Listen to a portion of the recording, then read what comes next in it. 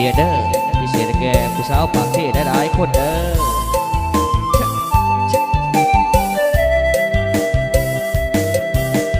กับพิเศษแก่ทางนายบ้านผู้หน้าตาลีเด้อ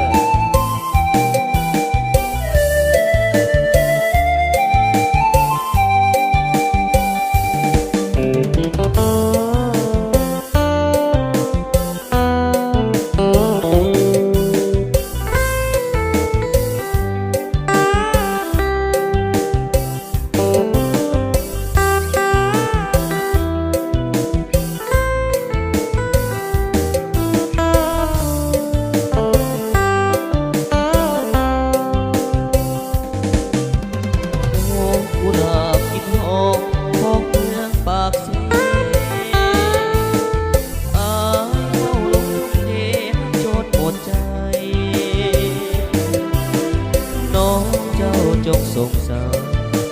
หอบพักบ้านฝากให้จะถนอมควันใจบ่ให้เปลี่ยนสี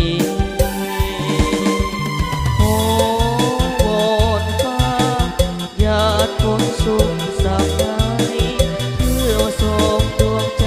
ได้สิ้นสุขีกุหลาบเอ่ยสวย